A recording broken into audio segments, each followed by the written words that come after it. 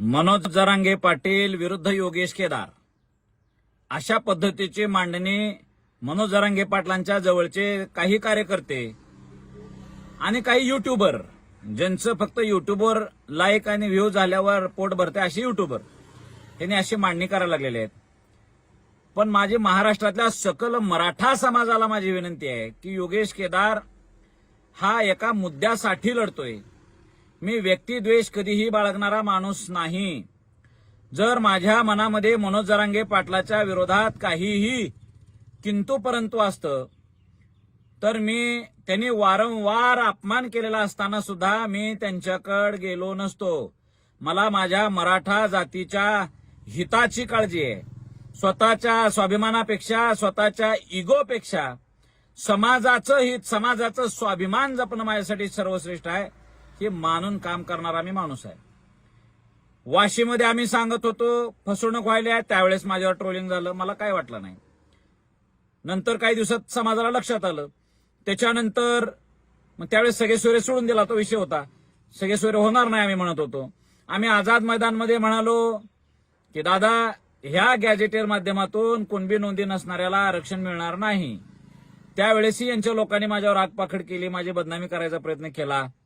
माझे जे राजकीय विरोधक आहेत त्यांना त्यातलं संधी सापडली आणि त्यांनी सगळं माझ्या विरोधात वातावरण तयार करायचा प्रयत्न केला. पण मला काही फरक पडत नाही. समाजाला सत्य सांगणं हे वारकरी म्हणून माझं कर्तव्य आहे. आम्ही ज्ञानोबा तुकोबारांचे म्हणजे आम्ही विचारांचे वारसदार आहे. छत्रपती शिवाजी महाराजांच्या विचारांचा आम्ही पाईक आहे. राजर्षी छत्रपती शाहू महाराजांचा, शाहू फुले आंबेडकरांच्या विचारांचा आम्ही पाईक आहे. त्यामुळं कोणाच्या टीका टिप्पणीला आम्ही भीक घालत नाही. आणि माझी एक समाज बांधवाला विनंती आहे की बांधवांनो, एखादा जर आजार, दुर्धर आजार असेल आणि तो 40 वर्ष नीट व्हायला तयार नाहीये, त्यावेळेस सर्वसामान्य माणसं सुद्धा काय विचार करणार आहेत? त्या आजारावर उपचार माहीत असलेला एक्सपर्ट डॉक्टर, तज्ज्ञ डॉक्टर ह्याचा आपण सल्ला घेतला पाहिजे म्हणून आपण जातोय का नाही हो? मग आरक्षणाचा सुद्धा 30-40 वर्ष जुना आजार आहे. हा आजार कायदेशीर आजार आहे. राजकीय सामाजिक लोकांनी उभा केलेला आजार आहे. ह्याच्यावर इलाज माहिती असणार आणि त्याच्यावर काम करत असणाऱ्या वकिलालाच माहित असणार आहे. कायदे कळणाऱ्या वकिलालाच माहित असणार आहे. आमच्यासारखा वकील ह्या क्षेत्रामध्ये अनेक वर्ष झगडायला लागलाय, सांगतोय. मग हा विषय समाजाला सुद्धा समजतोय की नाही. योगेश केदार म्हणालाय की बाबा आपल्या शेवटच्या मराठा समाजाला कसं आरक्षण देता येईल, तर त्याला काहीतरी माहिती आहे. आणि शेकडो फोन महाराष्ट्राच्या कानाकोपऱ्यातून मला येत आहेत. दादा, तुमची भूमिका बरोबर आहे, आम्ही सगळे तुमच्या सोबत आहे. गोदापट्ट्यातल्या बांधवांचे सुद्धा यायला लागलेले आहेत. परभणी, विशेषतः नांदेड, आमचा लातूर, जालना जिल्हा, बीड मधल्या बांधवांचे फक्त भावना काय की दादा, आमची इथलं जे राजकीय सामाजिक स्थिती आहे त्यामुळं आम्हाला काही गोष्टींसाठी मनोज जरांगे पाटलांची गरज आहे. त्यामुळं तुमच्या मुद्द्याला आम्ही सहमत आहे, पण आमची ही अडचण तुम्ही दादा समजून घ्या. अशा पद्धतीची भूमिका आली. मी समजलं ते तुम्हाला काय अडचण आहे ते. परंतु हा लढा कोट्यावधी सकल मराठा समाजासाठी सुरू झालेला लढा, हा वंचित मराठ्यांसाठी सुरू झालेला लढा आता केवळ 4 कुणबी नोंदी रद्द झाल्या म्हणून अकांड तांडव करण्यापर्यंत येऊन थांबला. योगेश केदार सत्य गोष्टी आग्रह करायला लागलाय म्हणून योगेश केदारला बदनामी करण्यासाठी हा लढा काही कार्यकर्त्यांनी सुरू ठेवलाय. मला एक त्या लोकांना सांगणार, बाबा आपल्या समाजाचा हसं करून घेऊ नका. मी जे सांगतोय हे डॉक्टरने दिलेलं औषध जरी असलं, कडू आहे, पण हे समाजाच्या हिताचं औषध आहे. तुम्हाला आज गोड वाटत नाही. एखादा बाबाकड, मांत्रिकाकड, मंत्री, आमदार, खासदार जास्त चालले आणि त्याच्याकडे लोक जास्त चालले म्हणून त्यानं दिलेल्या मंत्रानंच आपला सगळा आजार नीट होईल म्हणून कट्टरतेनं वागणाऱ्या लोकांचा विचार मला अजिबात नाहीये.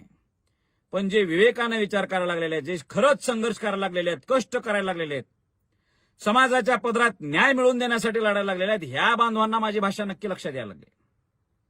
मी एकीसाठी लढणारा आणि झटणारा कार्यकर्ता आहे. स्वतःच्या गोष्टी बाजूला ठेवून मी नेहमी समाजासाठी आलेला कार्यकर्ता आहे. ओबीसी मधूनच आरक्षण कसं मिळतं यासाठी वनवास भोगलेला मी एक कार्यकर्ता आहे. अरे समाजाच्या स्टेजवर उभा राहून काही पक्षाची सत्ता यावी म्हणून राजकारण करण्यापेक्षा उघड पण उघड माथ्यानं राजकारणाच्या एका पक्षात राहून राजकारणात राहून उघड माथ्यानं समाजाची भूमिका घेणारा सुद्धा योगेश केदार आहे. आम्ही कधीच राजकारणात गेलो म्हणून समाजाच्या मागणीसोबत तडजोड केलेलं नाही. पण काही लोक समाजाच्या स्टेजवर उभा राहून समाजाची मागणी तडजोड करायला लागलेले आहेत. आज तो विचार सुद्धा मराठा समाजानं करणं गरजेचं आहे. माझी मनोजदादांना विनंती आहे की मी तुमचा विरोधक नाही, तुमच्या हिताच्या गोष्टी सांगतोय. हा मुद्दा जर काय आपण मराठ्यांचा मुद्दा नाही घेतला, कुणबी दाखले दिलेत काही 2-3 लाख कुणबी आहेत, मान्य आहे आम्हाला. पण हा जर मुद्दा सोडून दिला तर लोक तुमच्या सोबत उभा राहणार नाहीत. मी तुमच्या जवळच्या कार्यकर्त्यांना सांगितलोय, मूळ मुद्दा मराठ्यांच्या आरक्षणाचा आहे, मराठा समाजाला ओबीसी आरक्षणाचा आहे. तो सोडून देऊन आपल्या बऱ्याच गोष्टी सुरू आहेत. हा मुद्दा तुम्ही हातात घ्या. सगळे लोक तुमच्या सोबत आहेत, आम्ही सुद्धा सोबत आहे. म्हणून तुम्हाला काय बोलायचं आहे बोला, माझी बदनामी काय करायची आहे करा, मी खऱ्या गोष्टी सांगणार. आम्ही कधीही स्वार्थासाठी स्वतःच्या समाजाचं अहित करणारे लोक नाहीत. अहो मलाही जमलं असतं ना, एखादा फूल गुच्छ घेऊन आला असतो, हार घातला असता, तुम्हाला गोड बोलला असतो, तुमच्यासोबत एखादा फोटो काढला असता, गेला असतो, आनंद वाटला असता. इतर राजकारणी तसंच करतात. कधी ओबीसीतून आरक्षणाची भूमिका कुठल्या राजकारण्याने तुमच्या जवळ आलेल्या घेतल्या का? मंत्र्यांनी कधी घेतल्याय का? नाही, मराठ्याला ओबीसीतूनच आरक्षण द्यायचं. पण आपल्या समाजाला दादांना भेटल्यावर ते गोड वाटते, चांगली गोष्ट आहे, मलाही आनंद वाटतो. पण ज्यानं आरक्षणाची मूळ मुद्द्याची भूमिका घ्यायला लागलाय त्याला तुम्ही मनोजदादा शत्रू का करायला हो? मी तुमच्या हिताचं सांगतोय, समाजाच्या हिताचं सांगतोय. आपला लढा अंतिम टप्प्यात जर असेल आणि तो जिंकायचा असेल तर सावध व्हा, समाजाचं हित लक्षात घ्या, त्या हिशोबानं पावलं टाका. आम्ही सगळेच तुमच्या सोबत आहे. धन्यवाद. महाराष्ट्रातील ताज्या बातम्यांसाठी बघत रहा टाइम्स टुडे 18 सोबतच शेअर करा, सबस्क्राईब करा आणि बेल आयकॉन प्रेस करा.